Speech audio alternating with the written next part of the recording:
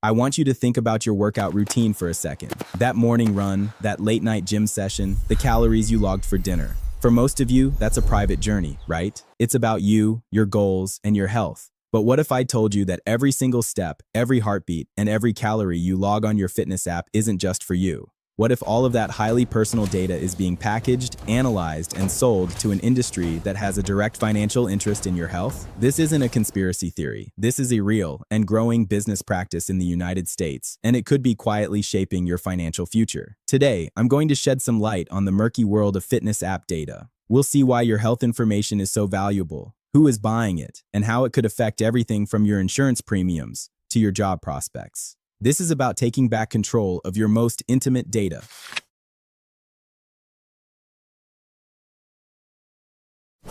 To understand the stakes, we first have to understand the sheer volume of data we're willingly giving away. When you download a fitness app, whether it's a simple step tracker or a comprehensive nutrition planner, you're not just getting a free tool. You're entering a vast, multi-billion-dollar data ecosystem. Your app collects three primary categories of information. First, biometric and activity data. This is the obvious stuff.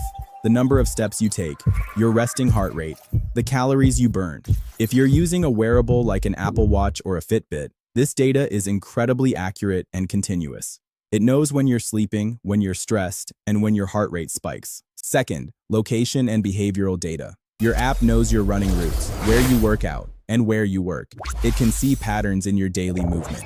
This is powerful information. For example, a company can infer if you live in a low-income area, or if your routes take you through neighborhoods with high crime rates. And third, self-reported data. This is the data you consciously type in. Your weight, your food intake, your sleep quality, even your mood. This is the most personal and revealing information of all, and you're giving it up freely. Now, on the surface, this data is used to provide you a better service. The app can personalize your workouts, motivate you with rewards, or show you a graph of your progress. It all feels helpful, and it is. But in the background, this data is being aggregated, anonymized, and prepared for sale. You're the product, and your data is the currency. The biggest issue is that this health data is not covered under the Health Insurance Portability and Accountability Act, or HIPAA.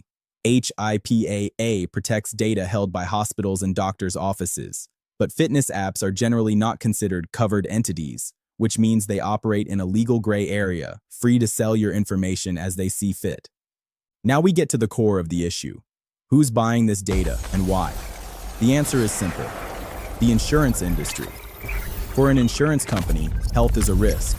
Traditionally, they used static data like your age, your medical history, your family history, to set your premiums. But that's changing. We are now in the era of dynamic pricing. Insurance companies are using wearable data to get a real-time, 24/7 picture of your health.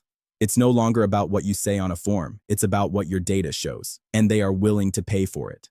Let's think about this dynamic pricing very realistically. Imagine your data shows you've missed several workouts or that your sleep quality has dropped over the last few months due to stress. While the insurance company can't legally raise your rates right now in most cases, that information is still stored and used to build your profile. In the future, if regulations change, this data could be used to justify a rate increase or even to deny a policy altogether. It's not just about getting a discount for being healthy, it's about the risk of being silently penalized for being unhealthy. This is the stick in action, a hidden consequence that most people never consider when they tap "I agree" on their fitness app. Here's where it gets complicated. The practice comes in two forms: the carrot and the stick. First, the carrot. Some of the biggest health insurers in the US are already in on this. Companies like John Hancock have offered a program called Vitality, which rewards you for healthy behaviors tracked by your fitness app. You can earn points for hitting step goals or going to the gym, which can lead to premium discounts or gift cards. This seems like a win-win, right? You get healthier and you save money, but that carrot is also a way for them to get your data to build a profile on you. And this brings us to the stick. The danger lies in how this data could be used in the future. While current regulations in most states prevent insurers from using this data to raise your premiums, that doesn't mean it won't be used against you in other ways. What happens if your data shows you're a heavy drinker on weekends, or that your sleep patterns are erratic, or that you're less active than your peers? This data could be used to justify denying a policy, or it could be used for future underwriting when regulations change. It's no longer just about rewarding the healthy, it's about penalizing the unhealthy. Your data creates a permanent digital file on your body that's now in the hands of a company whose primary goal is to minimize risk and maximize profit. This immense data ecosystem is a well-oiled machine. It starts with the app developer, who has agreements with data brokers. These brokers are companies whose sole purpose is to collect, organize, and sell your personal information. They create intricate profiles of you based on everything they can gather. These profiles are then sold to a variety of industries, including advertisers, market researchers, and increasingly, insurance companies. Your anonymous step count might not seem like much, but when it's combined with millions of other data points, it becomes a powerful predictive tool. It's a massive behind-the-scenes market where your health habits are the product being traded. This brings us to a critical question. How do we, as consumers, navigate this new world? The first step is to recognize the privacy paradox. We want the convenience of these apps, but we also want to keep our health data private. Here's your action plan. First, read the fine print. I know it's boring, but you have to check your app's privacy policy. Look for phrases like data sharing with third parties or monetization of user data. If they don't explicitly say they will not share your data with insurance or data brokers, you can assume they are. Second, check your phone permissions. Go into your phone's settings and find the section for health or privacy. Look at which apps have access to your health and location data. You can revoke those permissions at any time. If an app doesn't need your location to track your steps, turn it off. And finally, consider a privacy-first alternative.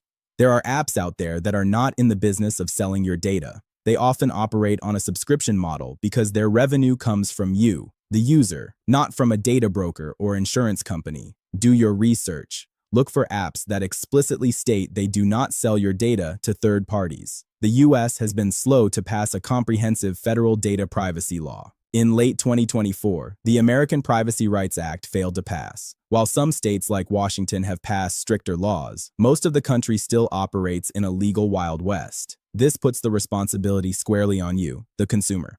So what's the big takeaway? Your fitness app is not just a tool, it's an intermediary. It's the gatekeeper to a wealth of information about your health and your habits. And in an increasingly data-driven world, that information is valuable, very valuable. The danger isn't just that your insurance premiums could go up.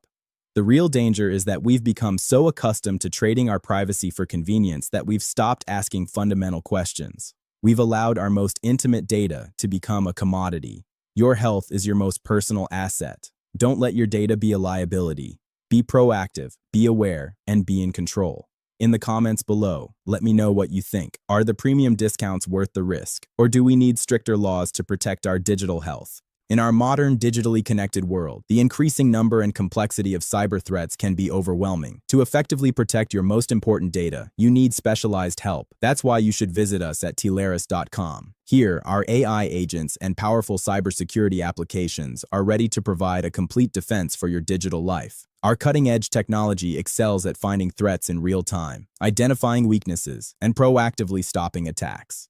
To begin securing your future, you can simply ask for a personalized demo or a professional consultation, and our experts will handle the rest.